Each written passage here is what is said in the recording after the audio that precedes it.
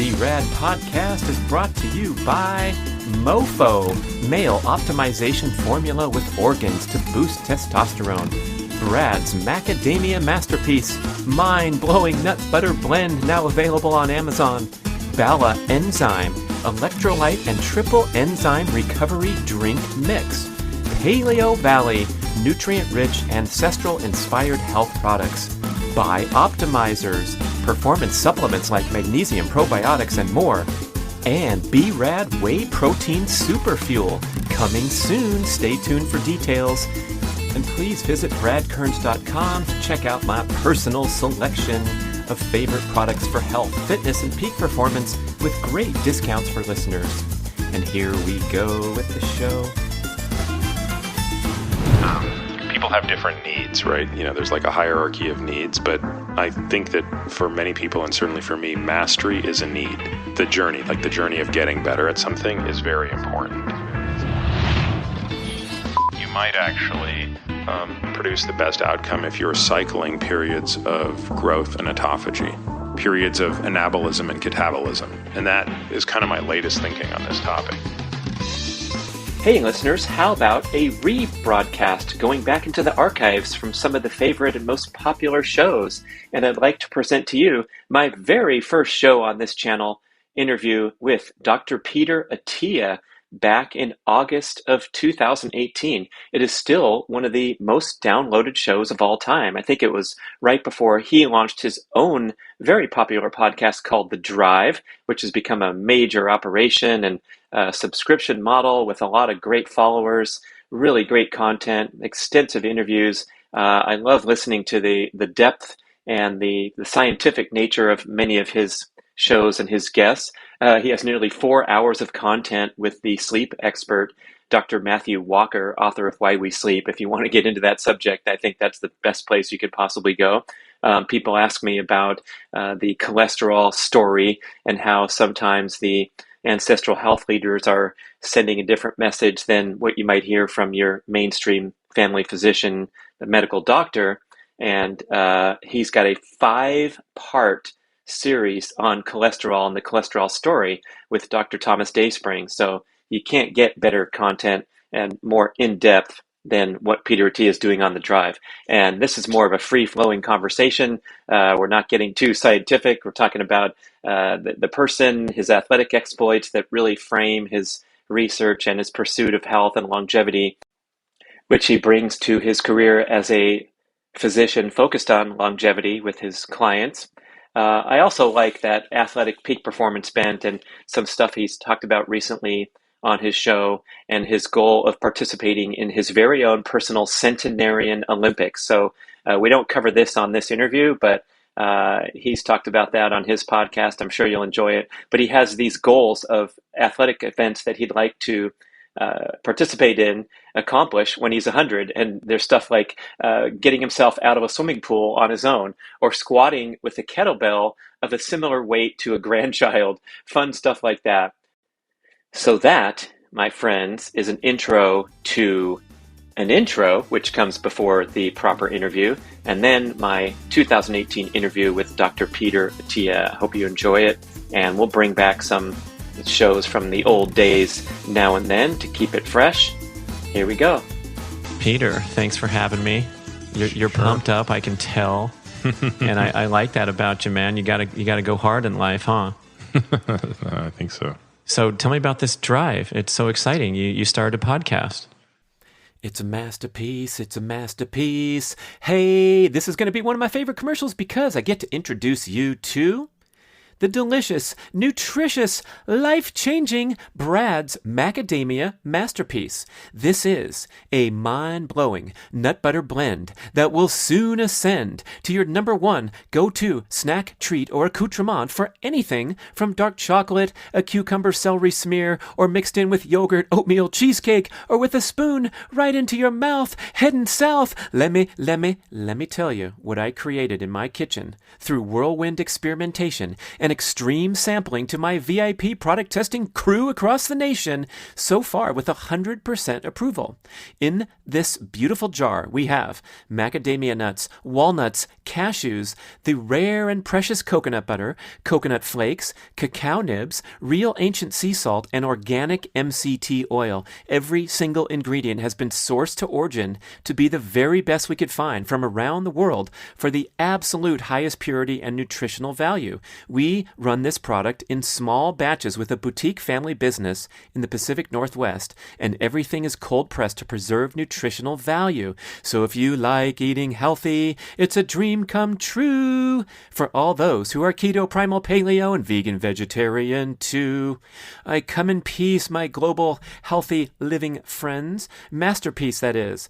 Try some now and it will change your life. I promise. If you don't like it, send it back to me. I'll eat it. You can order Brad's Macadamia Masterpiece on Amazon. Simple, simple. Or if you're bold, daring, and adventurous, buy 3 and get a bottle free at bradventures.com. Buy 6 and we'll send you 8. Christmas shopping early instead of late at bradventures.com. Check it out. Brad's Macadamia Masterpiece. Yep. Started it, as far as recording them, about 2 months ago, and they started trickling summer out. of 18 here. Yeah. The year of the podcast. Right. Yeah. And the year of the new podcast. Oh, yeah, I'm sure. The world needs another one, I'm guessing. So it'll be a 6-month experiment. So they'll run from July to December, and then we'll make a decision about whether it's worth doing. That's what Tim Ferriss said after his first 5 shows, his famous experiment, right? Mm-hmm. Yeah. That worked out well. What's your ambition for it? I mean, you got a story to tell. We know that. Yeah, I mean, I think everybody has a story to tell. That's probably not reason enough. I think for me, it's very clearly a number of things, but the most important is it's got to be able to generate revenue to offset the cost of some of the research we do, which is, kind of the most interesting part of my job is trying to do this stuff. And I think for the last 3 years, we've been basically siphoning revenue off the patient side, which is like sort of what you do for a living is, take care of patients, but we keep siphoning revenue off that stream to fund knowledge. And I think the internal appetite for knowledge just keeps going up, but faster than I would want to be taking more patients in the practice. So, and also I always think the taking from your left hand to give to your right hand is not a long-term solution. So I'm trying to figure out could you produce revenue out of a podcast that then is in service of kind of the knowledge creation we want to do. Yes, if you want to donate to Peter's podcast, go to Peter Attia MD, and you're in. No, we don't have anything set up. The Patreon, the $10 a month. It's a cup of coffee. Yeah. We haven't figured out if that makes sense yet. Actually, I mean, I think and I'm not in a rush to figure that out because there are some people who have done it really well through Patreon or through other donation services, and obviously the tried and true way to do it is through ads. But each of those has huge issues, right? And so we just don't know which one's going to be right for us and for the people who listen to our podcast. So tell me about this research team. You have quite a few people digging in and evaluating all the stuff that's hitting them every day. How does that work? Yeah, so Bob Kaplan, who's the head of that, is the guy that I was just arguing with on the phone. But so you got a sense of like how passionate, but that's Bob, right? I wasn't sure I was at your house, and then I was on the road up 80 meters down, and I heard your voice. So I was like, oh, okay, I'm here. Yeah. You'd hear me and Bob going at it. But that's sort of like, that's the way it is, right? It's like we're arguing about something very passionately, and it's like, no, this is complete bullshit, and no, this is the way it's got to be, blah, blah, blah, and we go back and forth. So over time, we've just been growing that analytical team, and in part working on projects that we deem internally interesting and relevant for our own knowledge that eventually becomes relevant to the patients. And sometimes, probably a quarter or a third of the time, it's patients ask us questions that we don't know the answers to, and we think, we really should know that. Like, just yesterday, a patient asked me about a supplement that apparently reduces homocysteine when methylated B vitamins don't. And so I was like, great, I've actually never even heard of this thing. So maybe it's nonsense. It probably is nonsense, but we should know. Right. So the practice, tell me about that. You're like splitting your time between here in San Diego and New York, and you're taking care of, is this like a concierge service for patients interested in your particular approach? So it's not a concierge practice because concierge practices focus on access and availability and stuff like that. So, concierge is sort of a service that fits within primary care. This is not that at all. And I'm not a primary care physician. I don't displace the patient's primary care physician. It's the practice is basically a way to help implement a model that we have into a patient's own framework of, their incoming, health status, their genetic and epigenetic predispositions, and their own appetite for risk or their desires for lifespan and health span. So how does it differ from going to your primary care doctor or going to your GI specialist if you have an issue, or going through the traditional medical environment? I mean, it differs so greatly that we would take the next hour to try to explain that. So you're working with a small number of people. Yeah, I mean, maybe conceptually the biggest difference is that it's proactive, right? So it's not, most of the medical system is kind of reactive. You go to that GI person most of the time when something's wrong. Occasionally you go there for a reason that is proactive, like if you're having a screening colonoscopy or something, that would be you showing up for something proactive. But for the most part, people are going to their doctors to address issues. And of course, the question is twofold. What can you do if you don't have to wait until there's an issue there, or if you can see earlier warning signs? But more importantly, I think it's how do you take a strategy that we have, a framework maybe is a better way to describe it, for longevity, and then apply that to an individual. Right. So I love you talking about the big three diseases that you want to avoid and how to do it. And you call it low-hanging fruit, or the non-sexy approach of just getting the crap out of your diet. Can we cover those for the basic listener? And I think the niche I'm going for here is like, here's my buddies that I grew up with, right? We're all over 50 now. We still think we're jocks. We're trying to stay healthy and not just wind things down. But there's that super enthusiast that's signed up with you or willing to do the implant into the abdomen to look at your glucose, or go keto and strictly adhere to this crazy diet. But I think there's a big group of people they'll do what you say, they'll do what you suggest if it's reasonable. They don't need to know the intense scientific rationale. But how do we lay that out for what are we trying to avoid mostly, and how to do it? So I want to make sure I understand your question. Are you saying what are the disease states we're trying to avoid, or what are the things that one does to try to delay the onset of those diseases? Yeah, you're talking about heart disease, cancer, and neurodegenerative disease, right? Yeah, so, and I wouldn't argue that those are low-hanging fruit, but maybe I misunderstood what you were saying. The approach, those are the things that are killing most of Western citizens, right? What did we just grab their 75% or some crazy number? Mm-hmm. Okay. So I think there's almost no way that you wouldn't, as an individual, improve your health if you, again, I'm speaking in very broad and general terms, if you didn't sort of improve nutrition, exercise, sleep. Those three things would probably have the biggest impact on your physical health. And it's hard to say that somebody who's, achieving 80% of their potential on each of those three isn't also achieving about 80% of their longevity potential. Now, the difference between the 80% and the 100% in terms of effort is significant. It is not a non-linear effort curve, nor is it a linear curve of achieving a benefit. But a lot of this stuff you don't need a doctor for. I mean, sometimes a doctor is helpful to measure things, but for the most part, I think there's enough information out there for people to, have a sense of what they should and shouldn't eat. And I think people tend to get confused about things that don't matter.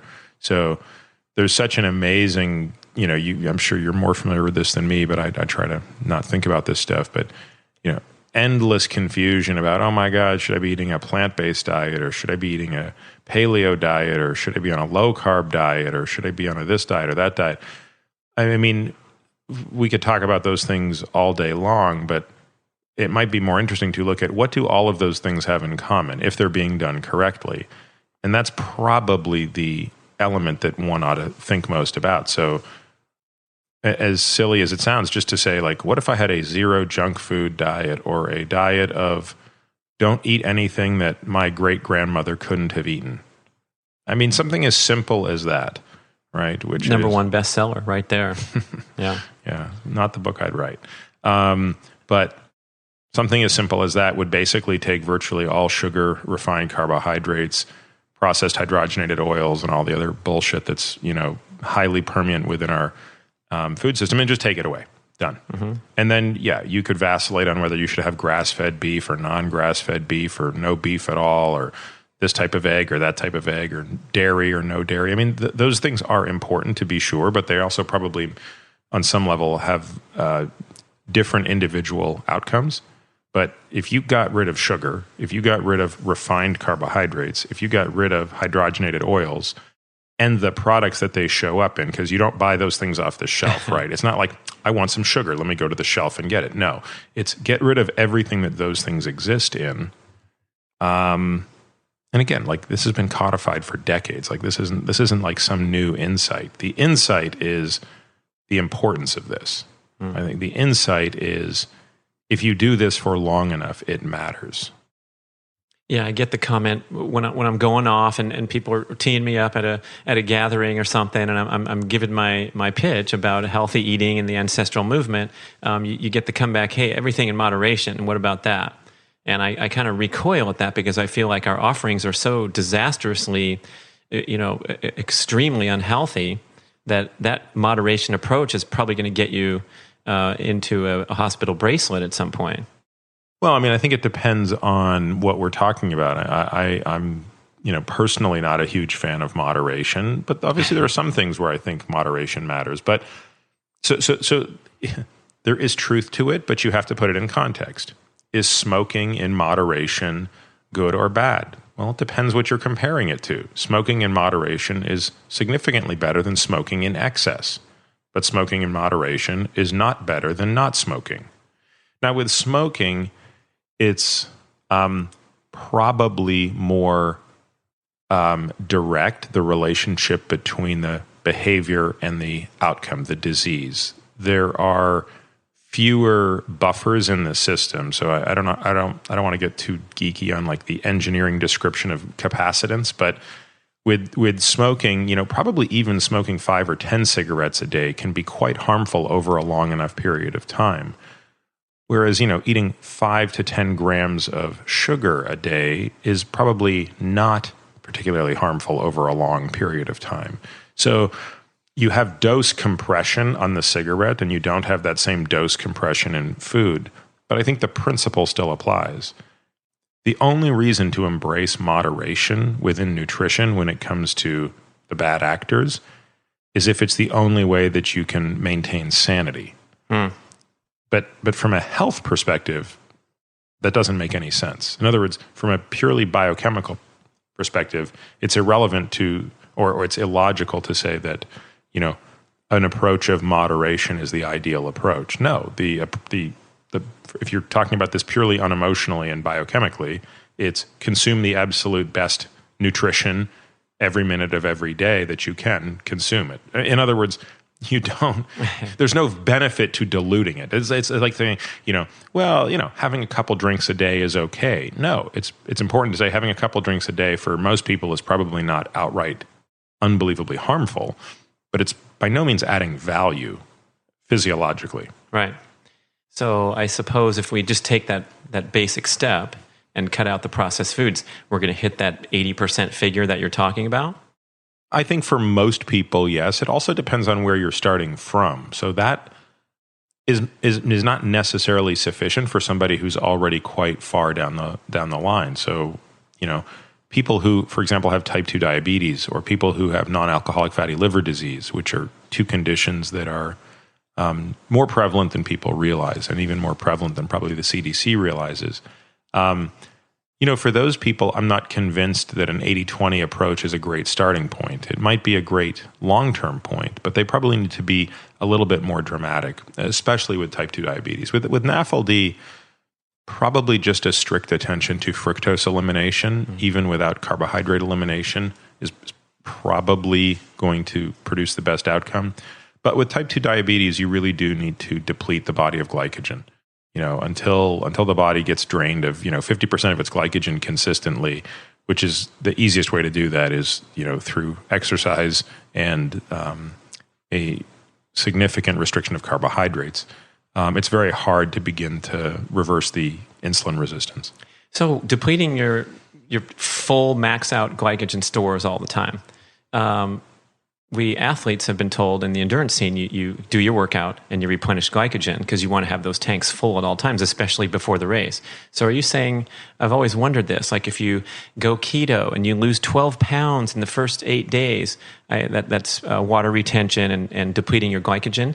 And are you going to exist in a state where your stores are not full because you've restricted carbs so much? Or you're, on the other example, you're training all the time? Well, first of all, I don't think anybody ever depletes glycogen stores fully. That's a bit of a misnomer. So even somebody... Oh yeah, Tim Noakes said that. You think you hit the wall, but you didn't hit the wall. You have whatever left over as the central governor theory when you're running the marathon. Yeah. You can take somebody who's think that they've hit the wall and you can inject them with glycogen and you'll get a huge spike of glucose. So you never run out of glucose.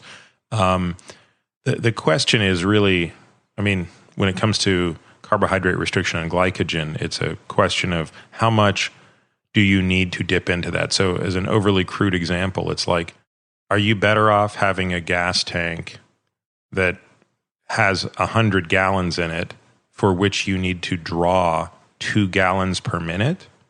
Or are you better off having a gas tank that can only hold 50 gallons for which you only need to draw for the same output, 0.5 gallons per minute?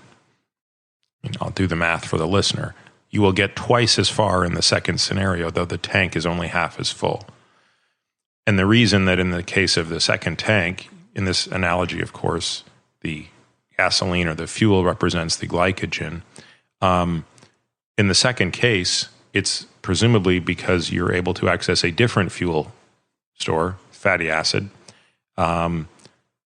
at a much higher rate than you were in the first case. And so your energy needs are met using a fuel that you have a much larger storage capacity for.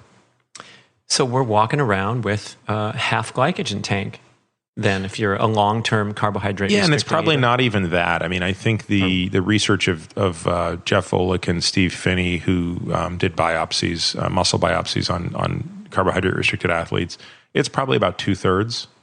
It's probably about a third depleted at steady state, all things equal. Again, I think the bigger issues that people have adapting to intense exercise during carbohydrate restriction, during initial forays into carbohydrate restriction, has less to do with glycogen and more to do with managing the water and the electrolytes. Oh, wow. So you're low sodium because you changed your diet. Yeah, it's the sodium, the magnesium, and the plasma volume that's probably the hardest part initially to adapt to. I remember bombing out my first foray into ketosis after 3 weeks, and I blamed it on the extreme nature of the diet. And now I'm coming to learn in my second successful route where I was pretty strict for 5 months, it was no problem. But getting those electrolytes and those background things handled is a big deal. And I suppose there is that competition for energy at the start that Finney and Volek talk about, where you need to ramp up your fat adaptation, and your muscles are going for energy and your brain, and then you're going to have afternoon blues and a subpar workout. Yeah, and for me also just difficult sleep initially. Really? Yeah. It's not a. I mean, if anything, it's motivation to not go in and out of it too much, because the coming back into it, like this week is my first week back in ketosis for years, actually. And I've had some really pretty not impressive workouts. So you did that 3-year stint, that crazy strict stint where you had the glucose meter and were monitoring all the blood levels without interruption for a long period of time. Then you kind of transitioned out of that. I heard you say that your life got too busy was one of the main factors. You just kind of got sick of the regimentation, or it wasn't sustainable because of all your travel or something. Well, and also I think just, I wanted to...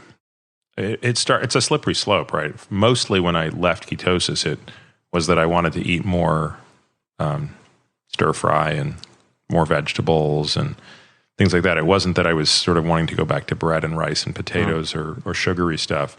Are you saying that it necessitates you watching your vegetable portions as well, due to your blood values? Are you asserting that? Yeah, certainly I could not eat my sort of favorite curry stir fry and stay in ketosis. But again, you have to understand, I eat silly amounts of food. So, I could easily eat 200 grams worth of carbohydrate in a big stir fry. And certainly a lot of that is soluble and insoluble fiber, which probably doesn't negatively impact ketosis. But there's enough glucose in the volumes that I was wanting to eat that was going to take me out of ketosis. And then, of course, once I started intermittent fasting, that became a way to more easily allow me to tolerate other, straight up starchy carbohydrates quite easily. Because at least for me, eating them in a very narrow window and being thoughtful about when I ate them seemed to not have terrible effects on me. Is this a once-a-day window where you're waiting to eat any measurable carbs until dinner or something? It depends. It can be a once a day or twice a day. Yeah. But those fasting periods helped adapt you to bigger doses of carbs? It would seem so, yeah. Yeah.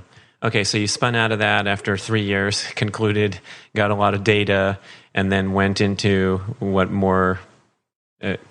would you call it, a ancestral aligned dietary pattern where your carb intake is still comparatively low to the average Joe? Again, I don't really know about the average Joe. I sort of always benchmark back to what I would have been doing 10 years ago. But so, yeah, I've never returned to those levels of carbohydrate consumption, nor those types of carbohydrates, right? So I don't, there are no liquid carbohydrates in my world, so I'm not drinking Gatorade and things like that. So regardless of what kind of exercise I'd be doing, it would be, branched chain amino acids or water. But I really, and if I needed glucose in liquid form, it would be superstarch or something, which is, much more of a complicated molecule. So yeah, I was never back to that sort of way that I used to do things. But I would say that, and there was also certainly much more frequent, I hate the term, but call it cheat day, cheat meal, whatever. I mean, I was much more liberal with, when it used to be that maybe once a year I would deviate, and then it became, once a month and once a week. And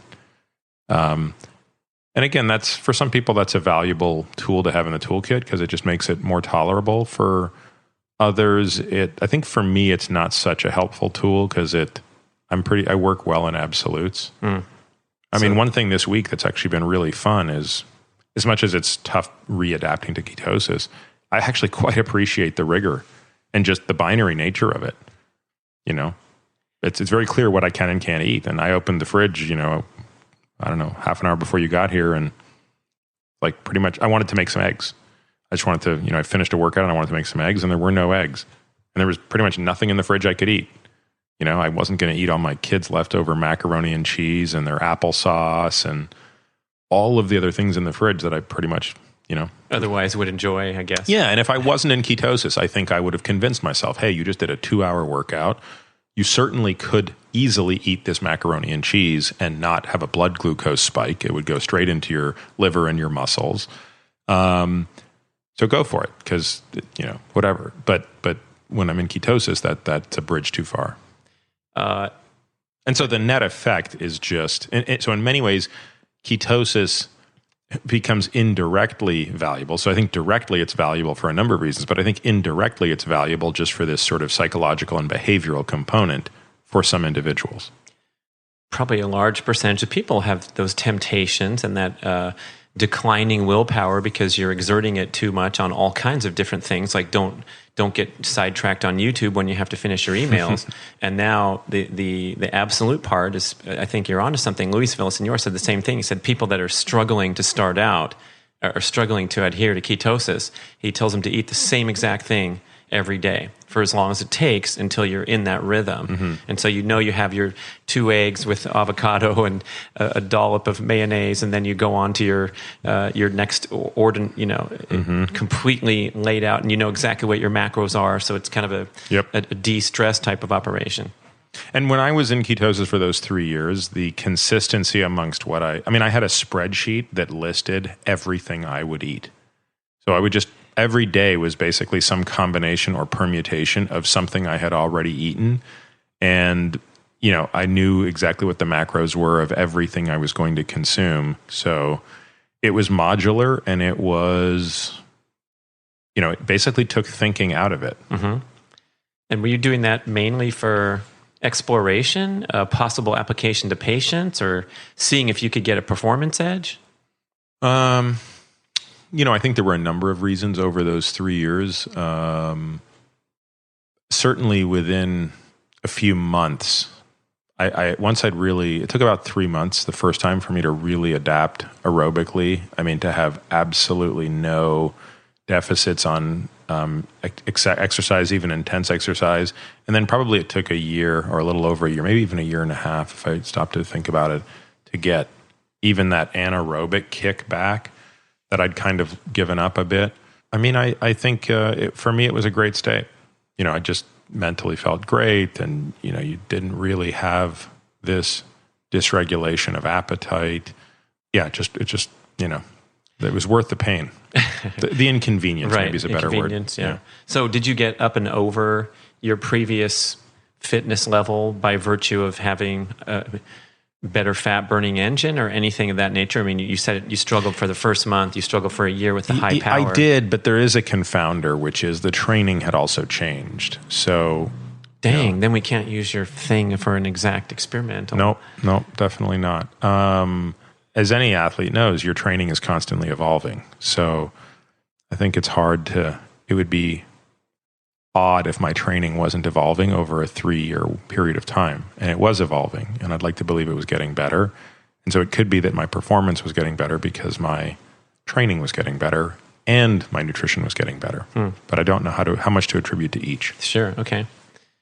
Well, one thing that's been sort of on my mind is this seemingly juxtaposition of the message that metabolic flexibility and getting that efficiency to survive and thrive on as few calories as necessary. And you talked about this insulin area under the curve concept, where the optimally minimal amount of insulin you produce over a lifetime is going to be predictive of longevity. That was one of your favorite markers, if it were theoretically able to measure.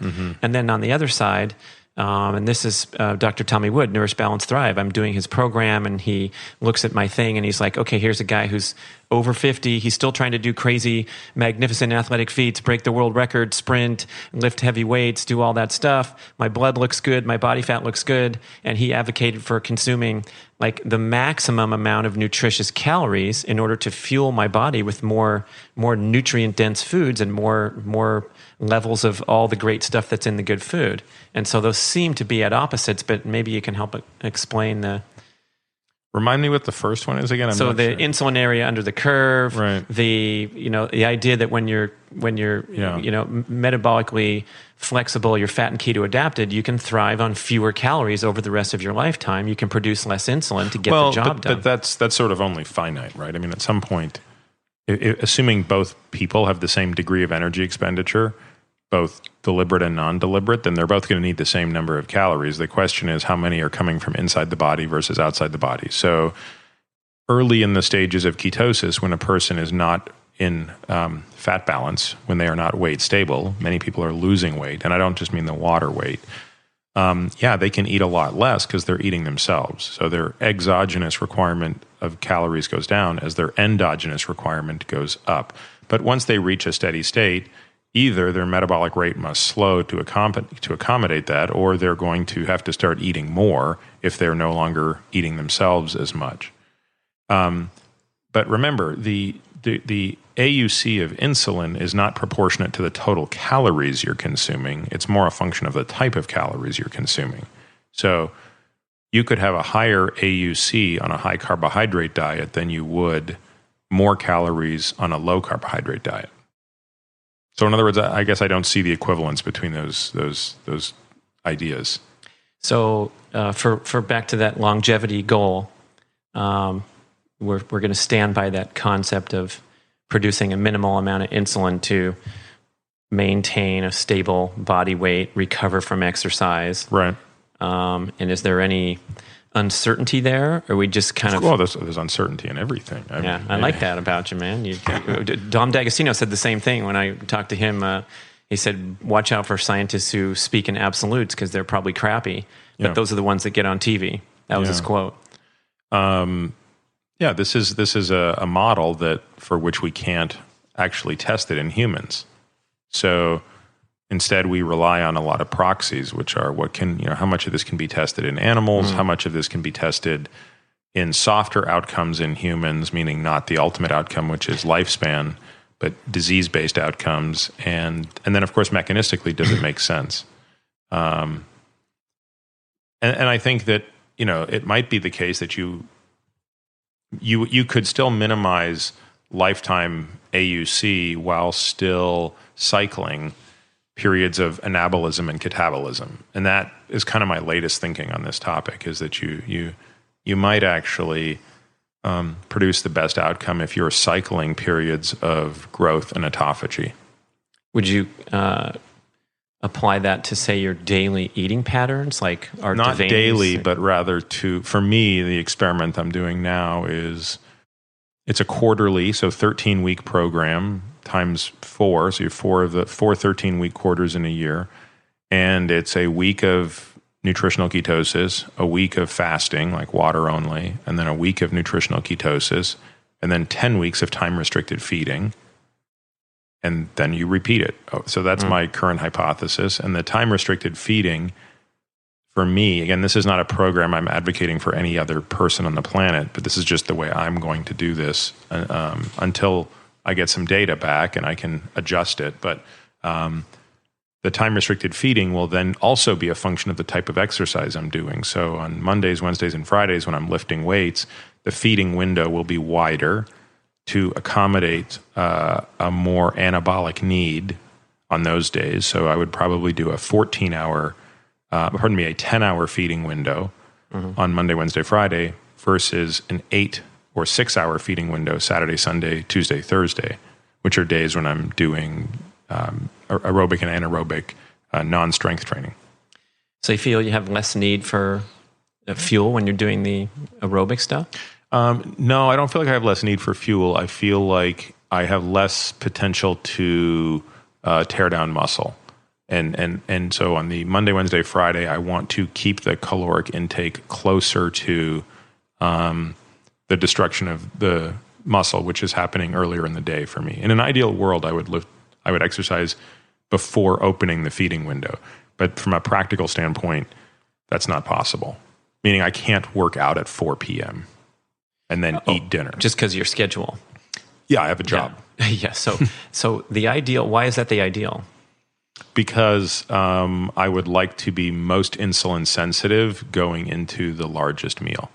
And we are naturally most insulin sensitive in the morning. And so to exercise in the morning and then eat right after is theoretically great if you could trail off your calories by the end of the day. But socially and practically, that's very hard to do. We, as a culture, for most of us, dinner is the important meal.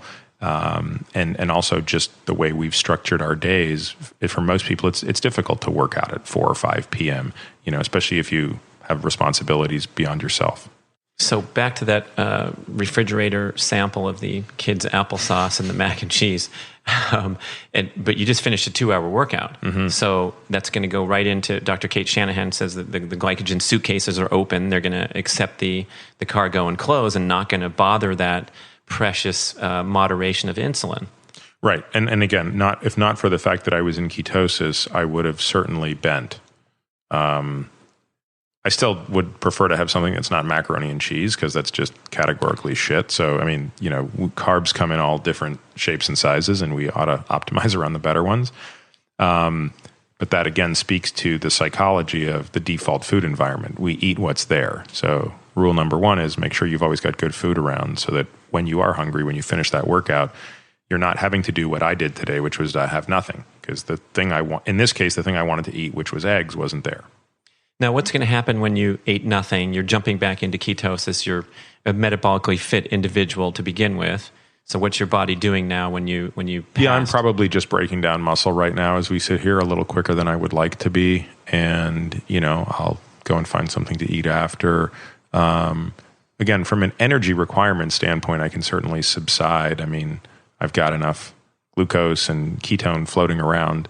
But it's just the nature of this type of workout that I did today is one where, all things equal, if I'm trying to minimize how much muscle mass I'm losing.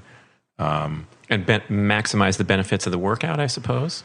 I mean, I guess it depends on there are so many benefits you get from a workout. There are some that are probably independent of what you eat after. And there are some that are dependent on what you eat after. So, well, now you're getting the autophagy benefits, right? If you deplete the cells during the workout and don't consume food after, you're right. Yeah, I'm probably seeing more autophagy than had I not. So you're kind of making a trade for if you go get the fuel after. Right. And so next week, to not eat for a whole week, that's hugely optimized around autophagy. Everything else pays a price. I will shed, I don't know. We're going to find out. I've been weighing myself every day since I've been back in ketosis. I'm probably 4.5 pounds lighter than I was a week ago. Again, a lot of that's going to be water weight. And glycogen? Well, yeah, but glycogen is, every gram of glycogen has 4 grams of water. So you're calling it water weight? I'm calling it mostly water weight. So I've lost a little bit of glycogen. You're half tank status. Yeah, maybe I'm half to 2/3 tank, but it's the water that left that is the bigger issue, plus the plasma volume, independent of the intramuscular and intrahepatic water in the glycogen. So, but next week I'll probably lose 6-7 pounds. I wouldn't be surprised. And some of that will certainly be lean tissue. So, and fat, I suppose. Yeah. And then you're going to ramp it back up the next week and probably put some of that weight back on just from consuming more food. And I suspect, yeah. And that's why I kind of wanted to sandwich the fast around 2 keto weeks. The first one makes it easier to get in. The second one makes it easier to not go off the rails when you come out. Really? Why is that? Well, because I think truthfully, I'm going to be breaking the fast on a Saturday. You're making this is a keto week. It's not a crazy pizza king week. Exactly. It's because I know that the first meal I'm going to have is going to be at the airport at JFK. Yeah. Sbarro, or what's the place called? Well, no. So what I'm going to if I were an all bets are off, you just fasted for a week, you can do anything you want. I'm pretty sure I would eat more food in that 2 hours than you can imagine, and it would be pretty bad food. But by knowing that I'm back into keto, I'm going to be I'm going to have very limited options for what I can have.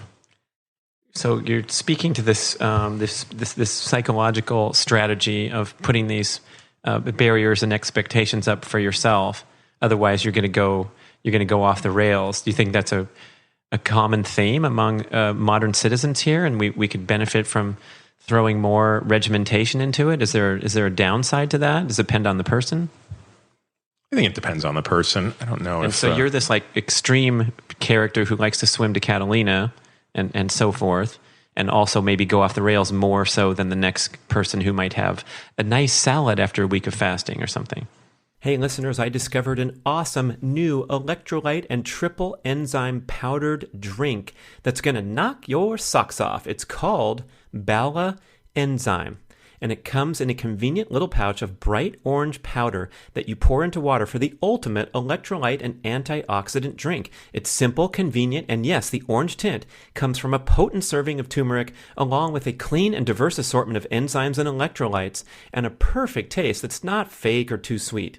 Bala was created by husband and wife doctors to help their patients recover from inflammation, improve hydration, speed up recovery, even relieve joint pain, improve digestion, and boost immunity. I love their incredible devotion to product quality. There's a lot of research behind it, and I just sprinkle this packet into ice water, and it's so easy to stay hydrated because you absolutely enjoy the taste of the drink. Get their convenient little packets. They even designed it with the tear half torn, so it's easy to open into the water. I love what they think of. And it comes in 3 exciting flavors: pineapple, lime, and berry. It's so potent, it might stain your fingers if you get it on your fingers. And yes, that's a good thing for a serving of turmeric that's that potent. It's also sugar-free, zero carb, and promoting of the 3 R's: rehydrate, relieve, and revive. Please visit balaenzyme.com, BALAENZYME. And of course, there's a special deal for B.rad podcast listeners, 30% off your first order. Just use the code BRAD30 at balaenzyme.com. Yeah, I'm definitely not that guy. My everything I do in excess. Like the phone call? Yeah. We should have recorded that. It was top notch, man. Yeah. How many times do you think I said fuck on that call?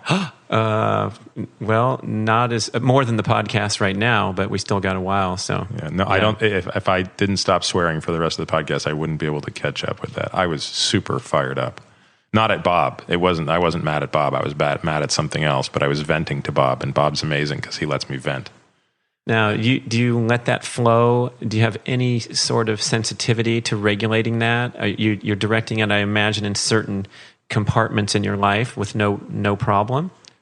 Yeah, I do regulate it, and I realize I'm getting better at it, but I'm still far from perfect. But there are places where, I wouldn't want my kids to see me doing that. Or receive that, of course. Well, certainly not receive that.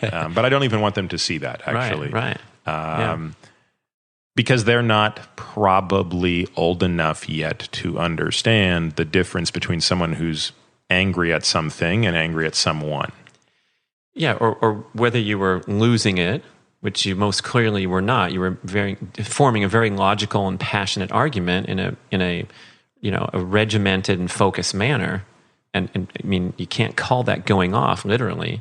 So right. But I think for kids that's harder. And right. Again, I think, and then also I think there are times when I'm really angry when I realize that. So I think I was everything that I said in that outburst was I stand behind completely. I am absolutely adamant that what we just talked about was relevant and important, and that was a discussion that had to be had, and the work that will come out of this is going to be important. But there are times when you can see you're going to get angry at something that's not relevant and doesn't matter. So those are areas where I'm more interested in regulating. So, for example, Highway 5 coming down here, trying to be on time for my date with Peter. There you go. What the F is this? That's right. So yesterday, I drove up to Malibu and back, and I don't know. I don't even know how many hours I was in the car. And it's always dumb. Like when you get, when the traffic stops in the 405 and you realize why, which is like somebody in the other lane stopped and everybody had to stop and look, that's infuriating. Yeah.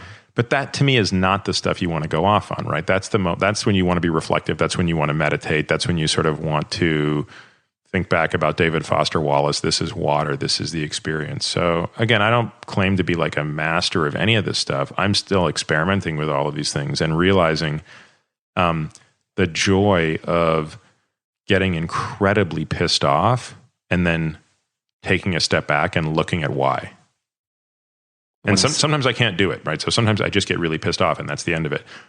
But half the time I can get really pissed off and go, oh, why are you really pissed off? This is all in your mind. This is just an emotion that you're experiencing that's negatively valenced, and it has to do with some perceived threat that, now you should start to question those assumptions. Does this really matter? Will this matter in 5 minutes? Right. Will this matter tomorrow? So, is it worth the cost of, let's say, having an altercation or what have you? Oh, or never mind that. That luckily for just most of anger, us, that's such a rare occurrence. But yeah, it's just is this worth the hypercortisolemia that I'll transiently develop? Mm-hmm. And look, maybe by the end of this discussion, I'll be like, you know what? Why did I get so pissed when I was talking to Bob? I should have just called him and said all of that stuff without venting to him about how pissed I was. Well, that's kind of maybe the beauty of your connection with a close coworker is that you can unload, because if the subject matter that you were complaining about called on the next line, you probably wouldn't. You'd save the F word and you'd have a more reasonable discussion. Yeah. I recall being out there on the bike and doing the road bike thing, And I didn't realize, I'd be chit-chatting and spinning along, and then if a car cut me off, I'd scream at them. For years, I was in that hyper alert state where, I was infuriated that anyone dare risk my life. How dare they use their 2,000-pound vehicle to try to, knock me off my little 18 millimeter wheels. But you don't realize it till it comes out of you, I guess. Yeah, it's and I share that when I used to be a quasi-serious cyclist that was spending so much time on there. And then once I had a friend that died who was killed by a motorist, I took it to a new level. It actually got to the point where my friends thought I was going crazy, but I wanted to carry a rifle in my back pocket. Like, how we have those pockets in the back of our jerseys? Yeah. I wanted a rifle in one of those that I strapped around my... Put on the top too? Maybe a little mounted Yeah. thing? And I was trying to figure out if that's legal in California. Can you actually walk around? Can you have a sawed-off shotgun on your bike? And I was like, the next driver that mindlessly cuts me off is going to lose his rear tire. End of story. Yeah. Don't care. I don't care if they veer off the road and die. Good. Get them out of the gene pool. They're done. I was so pissed. And one of my friends was so funny. I forget. I won't even remember what he actually said when he was mocking me. But he basically came up with this caricature of me being Wolverine, and how I was just going to slash any car that gripping the handlebars with your claws. Yeah.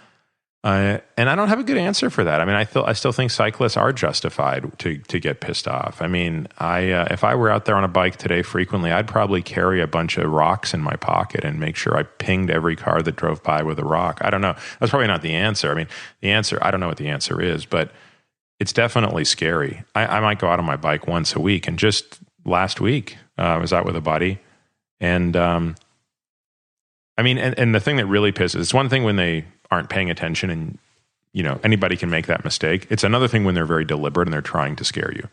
And this complete knucklehead in a pickup truck, he had it out for us.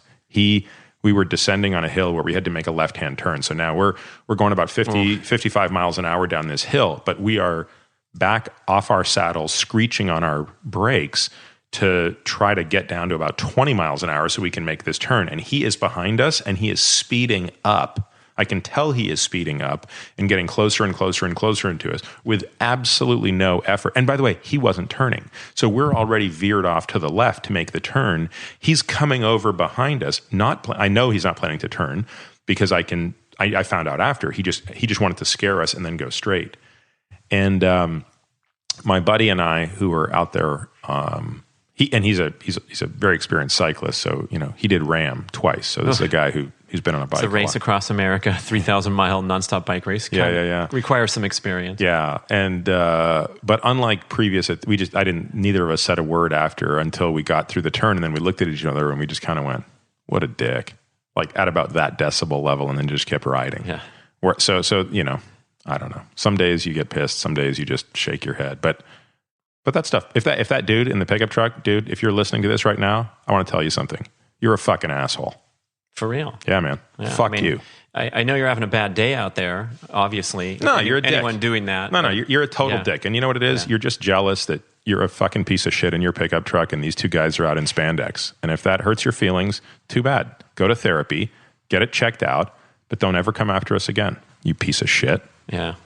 My solution is I basically stopped writing. Just because I'm, if I'm making a spreadsheet of the top 20 most dangerous things I do in my life, number one is road cycling. I don't know anything that's close. I agree. To say number 2, 3, 4, 5, 6, or 7. Driving a car. That's we all accept that risk. Or getting in an airplane. They had a crash. The margin of safety on the bike is so low. And my brother, who's also transit, he had a very bad accident on his road bike that was the fault of a runner. So he was going 25 miles an hour, zipping down a road. If he could be faulted for anything, it's that he was probably only 2 feet off the parked cars that lined the road. But okay. So meaning he should have been thinking, hey, some idiot could open their door here or whatever. But a runner decided somehow to just run across the street and didn't look. And they hit each other head to head. Literally his head and her head hit. She fractured her skull. His helmet, he by far got the better end of it. She was in much worse shape, but I mean, this is 3 years ago. He's still not back to normal completely. He still has concussive symptoms, but now he mostly just rides a mountain bike every day because his view is, look, yeah, you fall more on a mountain bike for sure, but any mistake, any accident is your fault. Oh, and you're not going to die, most likely. I mean, my you'll break a wrist, you'll break a collarbone. These things are horrible. You'll get bruised. One, it's your fault, and two, it's not fatal. But yeah, I had a very close friend who died on a bike, but then I've known of cyclists, guys that were in your group that you might not have known well. And, in San Diego, there's like one a month, it seems. So I agree. When I used to ride my bike down to La Jolla Cove when I was a swimmer and do my long swims, and everybody would say, geez, you must be so afraid of the sharks. And I was like, actually, not at all. I'm afraid of the goddamn bike ride to La Jolla Cove. That is way scarier than the 4 hours I'll spend, in the shark-infested Pacific Ocean. So you're doing a 4-hour swim in La Jolla Cove? Oh, not now. This is back when I was preparing for Catalina. Yeah, 5 hour was sort of my go-to swim down there, which would be it's a 10-mile swim. There's a nice 10-mile route you could do in the cove. Are you hitting the shore every 2.5 miles? You go cove to shore, back, cove to pier, back, cove to shore, back, cove to pier, back is 10 miles. And are you getting water when you get off? You getting up to get a drink? Do you need some nutrition after 10 miles? I mean, that's many so back hours. In the day when I was doing that, before I was obviously as knowing what I know today about nutrition, my main source of nutrition was something called Hammer Strength. You remember Hammer Perpetuum? Sure, You probably used the stuff too. Oh yeah, I used to sell it. Yeah. So I was a Hammer Perpetuum guy, was my go-to. And I still think of all the high carb stuff out there, it's probably the least bad. It comes with so much protein and fat that it actually has a nice absorption pattern. But for a 10 miler, what I would do is I would have 2 bottles of Perpetuum on the shore, and I would hopefully when you get there. Well, I was lucky. I never lost a bottle. I would kind of bury them in a place that I knew where I could get to them high enough back on the beach. And then I would carry one. I'd wear I've got a Speedo on, and then you wear what a drag suit is? Sure. Yeah, so I put a drag suit on top, and then you stick a bottle in the crack of your ass goodness. between. That's going to slow you down. It does, but big time. That's part of the drill. Yeah, because you're getting the resistance. Oh, so you don't mind the resistance? Well, it's a training swim. You want the resistance. Okay. Yeah. That's why you're wearing the drag suit, and then by putting the we called it the ass crack drink in there. That would just generate like a parachute off your bathing suit. For sure. I guess you needed it. It wasn't just for kicks to slow down, but you needed that drink each hour of your swim. Yeah, so basically 2 on the beach and 1 in your butt was sort of the routine. That's a quote for the show right there. 2 on the beach and 1 in your butt was my nutritional advice for swimming La Jolla Cove. And if you see a floating little container of Perpetuum out there, return it, please. Or if all you see is the floating Perpetuum, there might be a swimmer attached to it that you just can't see because, Now, they have shark sightings out there. They do. There's right? no question there are great whites out there. There's tons of great whites in Coronado. I mean, I used to talk to the fishermen all the time because those guys are the ones out there seeing it. And they were like, oh yeah, once a week we see at least a 12-footer out here. And I'd be lying if I said there weren't days when that got in your head and you were like, especially I remember when that swimmer got killed in Solana Beach, which is a beach I used to always swim at. And I guess you sort of think, look, is this the day? And I think the scariest part with the great whites is the attacks are so often fatal, and again, not to lay blame or no blame, but the sharks aren't trying to attack a human. They think we're prey. And so it's sort of the whole thing's a bit tragic because they're not even getting the meal that they set out for. And oh no, they're not happy with that meal? No, not at all. They need something else. They need the seal? Need more? Yeah, they need much more fat. Oh, okay. Unless you got a really fat swimmer, I guess, which can happen when you're addicted to carbs, right? You told that's right. What did you lose? Like 40 pounds from your peak, but when you were 40 pounds more, you were a high performing endurance athlete, right? Yes, although I think it's very important to put that in context. To be a high performance. First of all, I don't think I've ever been a high performance athlete in anything in my life. If you made it to shore. From Catalina to San Pedro, that's a high performance. I would say that's a high 5 at the minimum. It's all relative. I mean, I think it's that's more a feat of sort of stamina and mental toughness than it is. I mean, to me, the people who are setting the records doing that, who are crossing the Catalina Channel in 8 hours, these are people who are, that's super high performance. 3 miles an hour or something. Yeah, it's a little flying. less. It's about 2.7 miles an hour. Yeah. And again, generally speaking, the people who are setting, these 8-hour times are both the best swimmers and they get the right day. And the right day means you generally get a little push off the island. So you got a little bit of a tail current, but your ground speed would still be about 2.5 knots, maybe 2.3, 2.4 knots, which is staggering. Yeah, go try that in one length of the pool if you're a competent swimmer and see how fast that is. It's like the marathon guys going, 2:02, a new record. Wow, that sounds fast. And then you go to the running track. You realize that you have to run a 4:40 or something. Yeah, you run a 71 on a 400-meter track and see how that feels. And then imagine doing that from here to downtown San Diego or whatever your reference point is. It's stunning. Yeah. What is that, Peter? Is that like the genetics are off the charts? For the marathon runners? And the person who was it, Susie Maroney, that swam to Cuba in record time, or these people that go off the charts with, unheard of performances? I think, I mean, yeah, that's a whole interesting and separate discussion. I think there are people who are, it's a right combination. Everything has to line up. So if you talk about the marathon runners, I'm sure, I don't know if you've ever seen the documentary Breaking 2. Mm-mm. So it's a documentary about this. It's kind of a Nike stunt, actually. But it's basically Nike propaganda, but which is fine because I like Nike and I see you have a Nike shirt. They orchestrated the sub 2 hour marathon attempt on the car racing track on in Monza. Perfect conditions. That's right. But what I found interesting about it is it also is a great way for people who aren't interested in marathon to at least, like if you're willing to spend 90 minutes watching this documentary, you'll also get a sense of how special these guys are, the athletes, and how built for purpose they are. Because if you really wanted to build the perfect runner, what would they look like? They would have an enormous cardiovascular and cardiopulmonary and cardiorespiratory capacity. So they'd have these relatively large thoraxes. They'd have relatively large quads, glutes, and hams, and then nothing else. Right. From the knee down, they should be as small as possible because you don't want to have to carry that weight swinging back and forth like a pendulum. And obviously the arms should be as small as possible. The waist, hips should be as small as possible. And their power to weight ratio should be very high.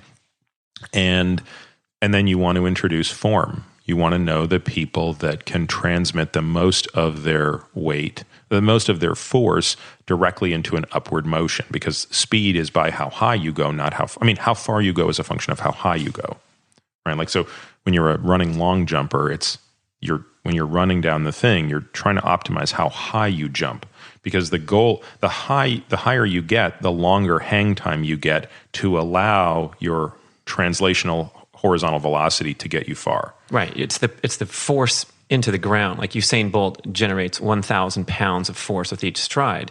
And that's why he can go 8 feet Usain with each Bolt stride. generates more downward force than any sprinter ever recorded. Right. So people say he is able to run so fast because his legs are longer than everybody else. That's not true. It's because of what you said. It's because he hits the ground so hard that he gets more air time to make the leap between each step. Yeah, also interesting about the turnover concept. There was a big article in Sports Illustrated years ago where even the average casual middle school soccer player has the same turnover rate. Like they turn their legs over at 0.17, just like a world-class sprinter. So it's all about the force off the ground, not the turnover. It's total force to mass. Absolutely. Ryan Flaherty, who I've talked about many times on different podcasts and is a good friend, actually works at Nike now. I mean, he and a couple of other really interesting guys, a guy that I don't know, but I believe his name is Owen Anderson, who's actually probably, the godfather of all this stuff. I mean, these guys have really kind of codified the science of speed. And again, that doesn't just mean sprinting. That applies to the marathoner as well. It's the same concept. So with the swimming, the swimming's a bit harder. So swimming, I think swimming's different. I think the best swimmers are not the ones that are doing the best force to mass, because water and air obviously have this one subtle difference, which is density. So in running, the speed is not really fast enough that aerodynamics matters that much. Now, that said, at the world's elite level, it does, and that's why in Breaking 2, they had pacers. So you absolutely want to have. In fact, I think they had like a car in front of them with a windshield.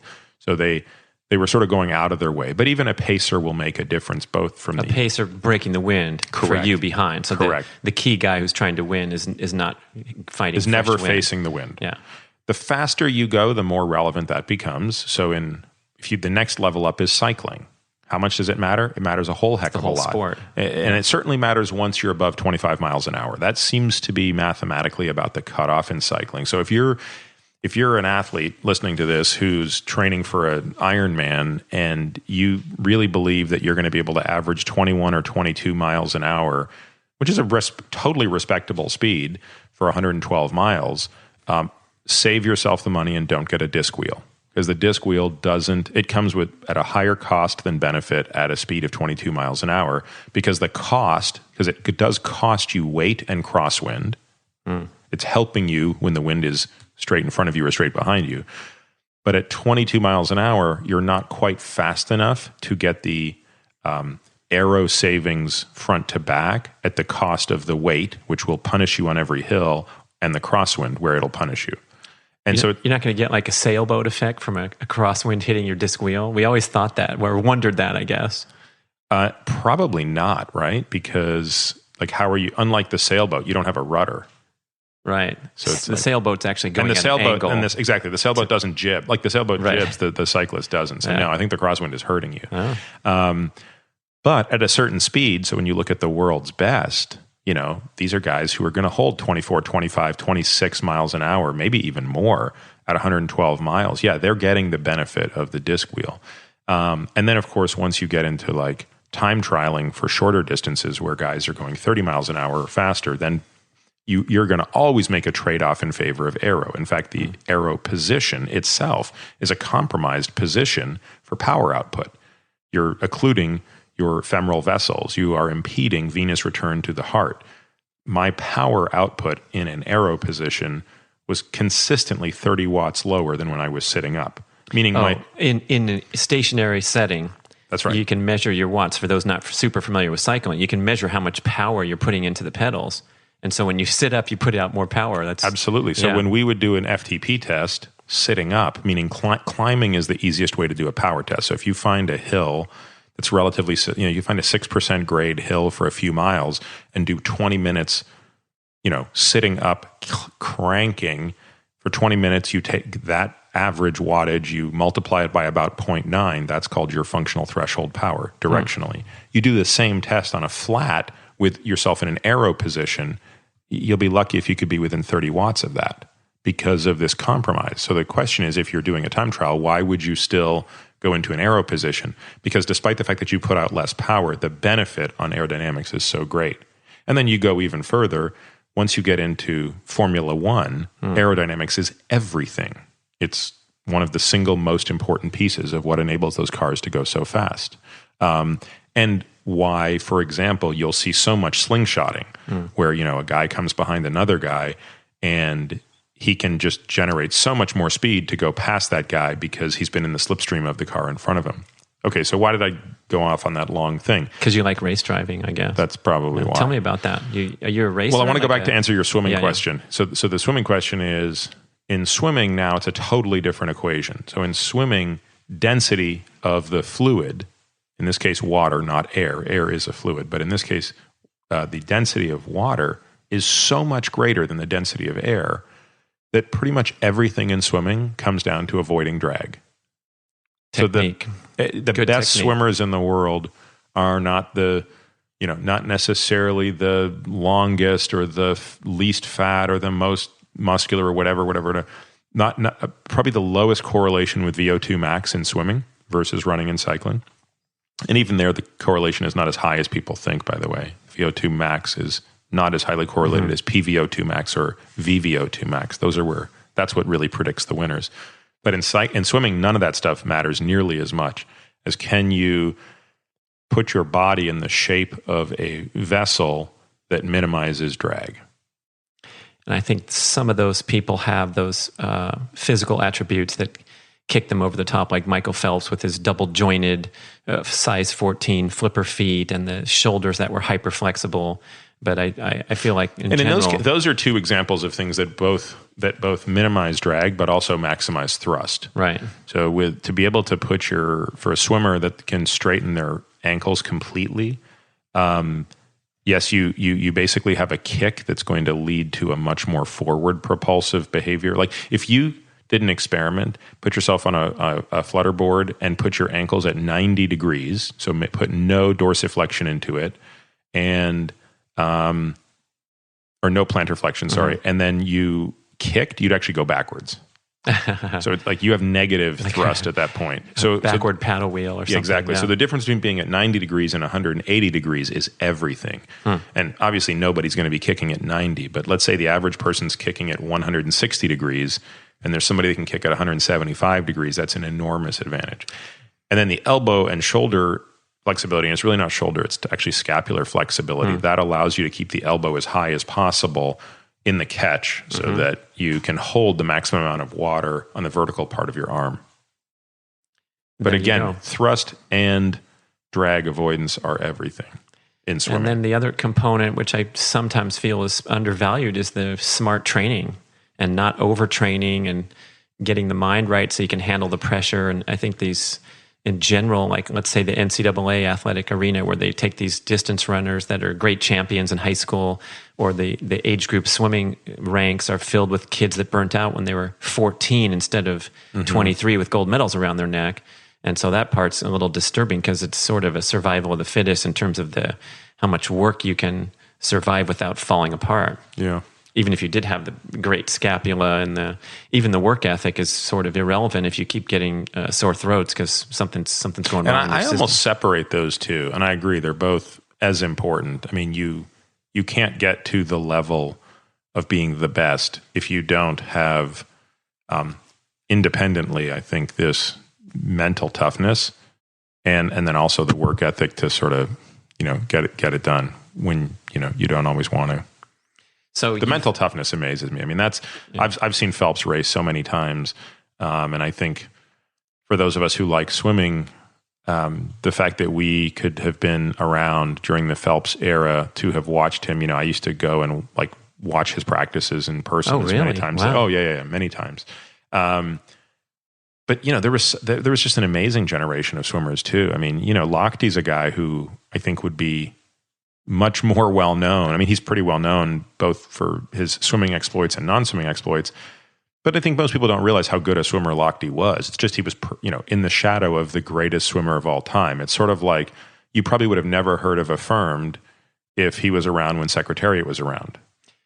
Phil Mickelson, your neighbor, would be, one of the greatest of all time. But he has a lot of second places, and Tiger took that over. But yeah, I think Phelps, and then seeing Usain Bolt do what he did, and that consistency of coming back year after year is something that's once in a lifetime. Same with Tiger Woods, and that's something to be appreciated. I think those are the greatest examples that we'll see for many, many years, that performing at that highest level.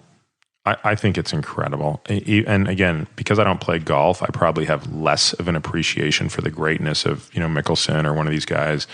But yeah, as a swimmer, I could go and watch Phelps do something and look at like you can geek out on the metrics, right? Like look at the stroke rate, look at the distance per stroke, look at the turnover, look at X, look at Y, look at Z. And it's like, wow.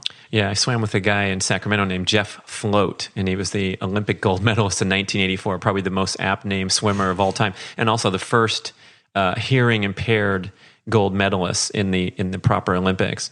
And he would get into the practice pool, 25-yard pool, and his stroke count was 9 strokes. Yeah. And so for reference, like a really good swimmer is getting to that wall in 14, 15, something like that. I was trying to go down from 18 to 17 and really work hard on extending. And most people who don't know how to swim would be 25 strokes. Yeah, so he's across the pool in 9 strokes. And so if you watch from the deck, it looks like he's cruising. Mm-hmm. And I remember my first workout with him, I was kind of nervous. Sorry, I'm swimming with a gold medalist. Hey, man, can I jump in on your workout? Sure. I'm going to warm up a little, and then we'll do some hundreds. And so I looked over in his lane, and he was just warming up. And he kept warming up. Usually you warm up, 500, 700 at the most. He kept warming up. And I'm finally like stopped. Like, when are we going to start the bloody set? And he was halfway through his hundreds, but his swim is so gentle. Yeah. He's not splashing water, and he's going at this relaxed stroke rate. And, he was hitting 00, like a very fast 100 pace, just with it's seemingly a warm-up swim. Very often the best at these things are also the most beautiful to watch. That's not always the case. In cycling, I mean, I've always found Chris Froome a little awkward to look at. Like, he doesn't look graceful, but he's, head and shoulders above everybody else. So, when it comes to putting out, watts per kilo, Froome is going to do it better than anybody else. And even if it doesn't look great. But in swimming, the only example I can think of someone who really looked like they were struggling but was still going faster than everybody else was Dolan, who was he won. Tom Dolan, he was like a 50 guy. No, he was, his real claim to fame was the 400 IM. He won 2 consecutive gold medals in the 400 IM. So he won 96 and 2000 400 IM. He was a Michigan guy. And I never knew him. I've never seen him swim except on video. But it's like, oh my God, he just didn't look like a fraction of, the grace. But, I mean, he was a killer. Doing something right under the water. For sure. So I'm big on this kick of keeping athletic goals going throughout life and making them age appropriate and lifestyle appropriate. You had your day for doing your 5-hour training swims and your attempts to cross the channel. What are you doing these days, or what do you envision as future goals to keep it balanced with all the busy work you're doing? I got to tell you, I don't really have many performance goals. I mean, my first goal is always to show up and do the workout. So my first goal is completion. Is the, what do you call it, the attendance goal? Yeah. So don't miss a workout ever. Really, ever, huh? I mean, I'm going to miss, but that's the goal. Yeah. Like that. Wow. That's the first order term, is make sure you hit every workout, even if you don't feel like it, even if you have to modify it a little bit. Like this week, I got on my trainer to ride on Tuesday, and I couldn't believe how bad I felt. And I was like, okay, well, you got 2 choices. You can just stop 5 minutes in, or you can do it, but lower the power targets because I'm doing this thing on Trainer Road, so it's it's sort of spitting out numbers, and you're on an erg that's generating forcing you to generate a certain amount of power. So I just lowered it, but I still got through the workout. And today, like, it would have been incredibly convenient to have skipped the workout because there was just too many things that had to get done. And I got home so late yesterday, and I didn't get up as early as I wanted to this morning, and I was 47 goddamn emails that needed to be responded to in 10 minutes and blah, blah, blah, blah, blah. So I was like, and also I didn't feel great. The keto thing still feels really pretty, I don't feel great. So, but I was like, look, you got to go and you got to do it. And then even my first exercise after I have a very long warm up actually on a day like today. I spend, once a week, I do a very long, I do an hour to 90-minute warm up. It's much more about, it's sort of a physical therapy type warm up before I get into the heavy stuff. And today's first thing out of the gate was back squats. And I just knew it just wasn't feeling right. Somehow the drive back and forth yesterday up to LA, I'm on my ass all day yesterday. Even while I'm up there, I'm sitting. I just felt my QLs were very tight. And so, I warm up with the bar, 95 pounds, 135 pounds, 175, 185 pounds or whatever. Didn't feel good. I was like, that's it, we're done. So, but I didn't can the workout. I just called an audible. I said, okay, we're going to do split squats, curtsy squats, a whole bunch of much lighter things to do it. So really that's my most important goal, is just show up, don't get hurt. It's okay to call audibles. Yeah. Right. As far as performance goes, I'm actually pretty happy being a little bit back on the bike. I'm a little bummed at how unfit I am. I think it speaks to the specificity of what I used to do and what people do who take this sport seriously. I'm amazed at how slowly I'm adding watts to my FTP, which in cycling is kind of the only thing you are really metric. It's your metric, and I'm blown away. I mean, I think even from the spring until now, I mean, maybe I'm 10 watts higher. That's pathetic. That's, I should be 30 watts higher, given how far I am below. Because remember, it's easy to gain fitness you once had versus building off being at your best, which I'm nowhere near. I mean, I have some strength goals. There's certain lifts I want to be able to hit on my deadlift, and I think there are certain silly things that I want to be able to do again that I've done historically, but through injuries have had a hard time. I can't tear phone books anymore. Which could at one point I when they had phone books. Now they don't have any. Yeah, I wish that was the only reason I couldn't. No, my grip strength has declined after an elbow injury. And so the last time I tried to tear a phone book, I couldn't do it. And I was, since college, I've been tearing phone books. Wow. So that really bums me out. Not because I care about tearing phone books, but because it makes me realize, wow, I've lost that much grip strength. And then I have goals in a race car. I have goals in archery. And while those are probably less physically demanding than kind of the cycling, swimming type of goals I had, they're still very technical and equally enjoyable for me as far as pursuing. So what's the race car all about? You meaning like what are the goals, or why do I care? What kind of racing do you do? I do. I mean, most of the work that we do is actually in a simulator, just based on cost and time. So the simulator's in the next room. Oh.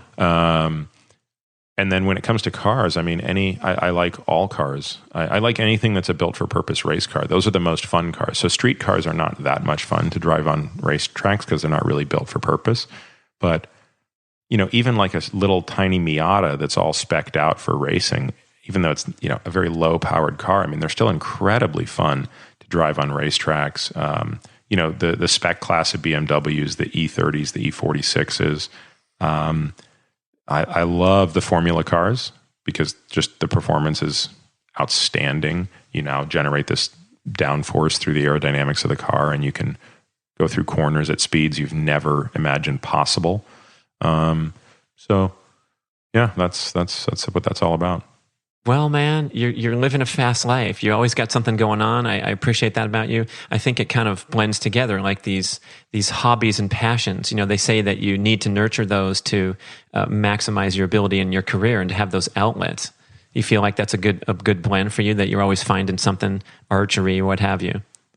I think so. I mean, I think I just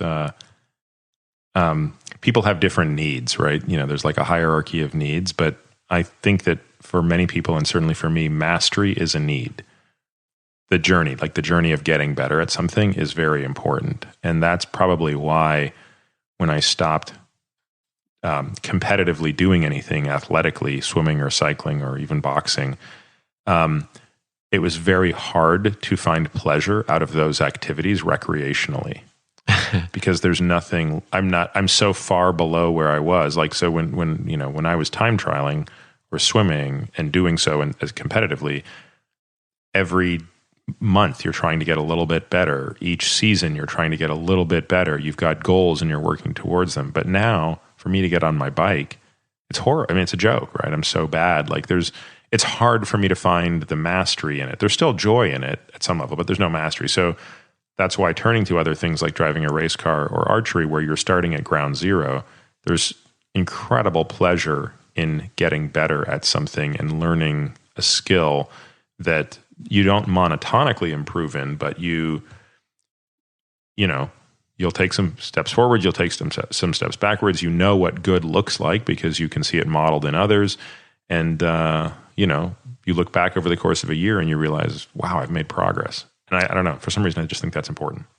Yeah, I feel the same, and keeping it fresh. It might be a personality attribute, because I know buddies of mine that I raced with on the pro circuit starting 30 years ago, and they're still going into the amateur ranks, and now they're winning the 50-plus division. And people ask me all the time. It's like the first question I get: "Oh, you raced pro for 9 years? That's great. Do you still do the races for fun?" And I go, "No." And that's it. Yeah, why would I? I can't even imagine wanting to after going all out in something. Do you want to go back to medical school just for fun? I mean, well, but you're guys who are still racing the over 50. I think in many ways that's still another form of mastery. They're, in an absolute sense, they're not getting better, but on an age-adjusted basis, potentially they're still seeing those gains, and maybe for them, that's scratching the same itch. Yeah, the podium's there for everybody, right? There's age divisions for a reason. So, And keep up the good work with your career, man. We appreciate you so much. I know Mark Sisson and I drove down here, what was it now, a year and a half ago, because we had this assignment to write the Keto Reset Diet, and we knew a little bit about keto, and we said, what should we do now? We have to turn this book in, and we had a great time with you there at the whiteboard, and you explained everything to us. It was a huge part of the operation, so that was good to meet you there, and now catch up and find out that you're in the podcast game. So how do we subscribe? What's the show's going to be about? What's your tone and so forth?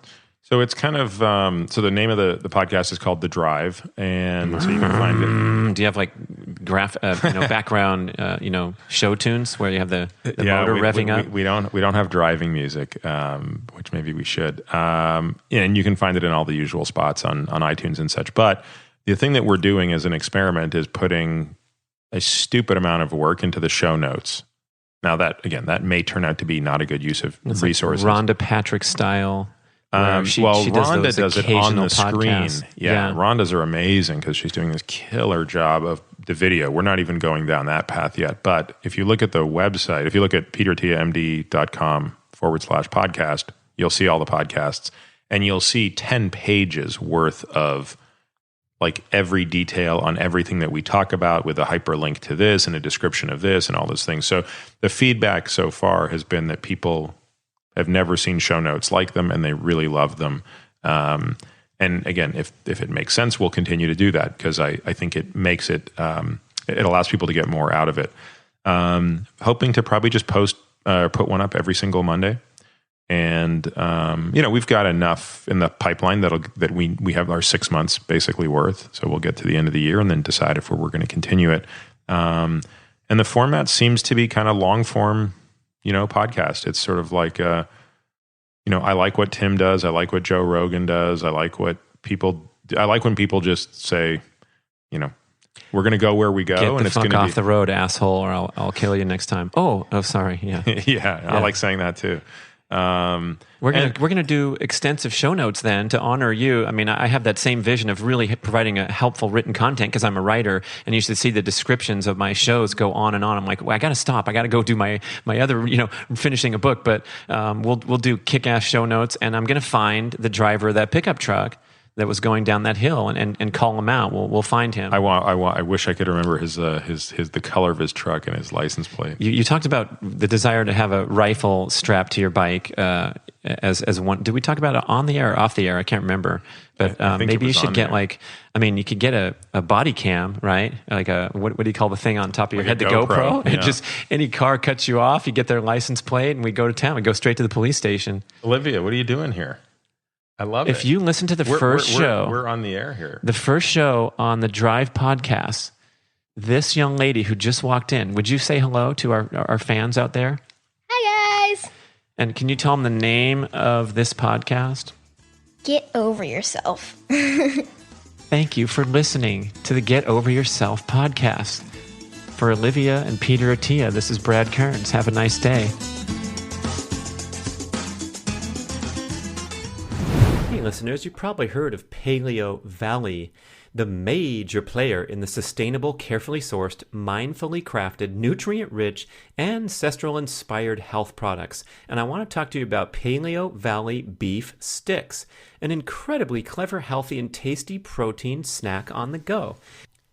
These single-serving beef sticks are something you can grab and travel with super conveniently, and it's the only beef stick I've ever had in my life that actually tastes good. I'm just not a big fan, right, of the gas station stuff, but this stuff is absolutely the highest quality from 100% grass-fed and grassed finish, sourced from small domestic farms in the United States.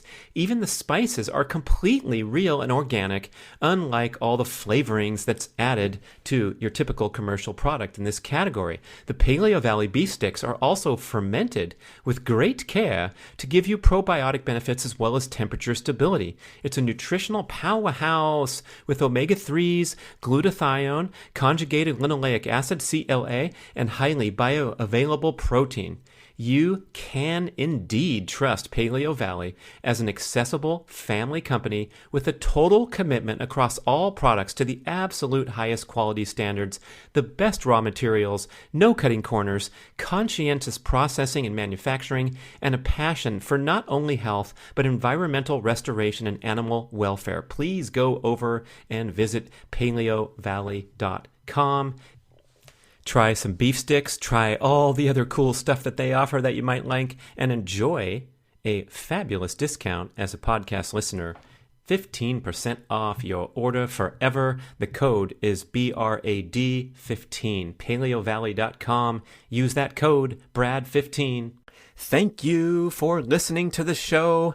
I love sharing the experience with you and greatly appreciate your support. Please email podcast@bradventures.com with feedback, suggestions, and questions for the Q&A shows. Subscribe to our email list at bradkearns.com for a weekly blast about the published episodes and a wonderful bi-monthly newsletter edition with informative articles and practical tips for all aspects of healthy living. You can also download several awesome free ebooks when you subscribe to the email list. And if you could go to the trouble to leave a 5 or 5-star review with Apple Podcasts or wherever else you listen to the shows, that would be super incredibly awesome. It helps raise the profile of the B.rad podcast and attract new listeners. And did you know that you can share a show with a friend or loved one by just hitting a few buttons in your player and firing off a text message? My awesome podcast player called Overcast allows you to actually record a soundbite excerpt from the episode you're listening to and fire it off with a quick text message. Thank you so much for spreading the word. And remember, be rad.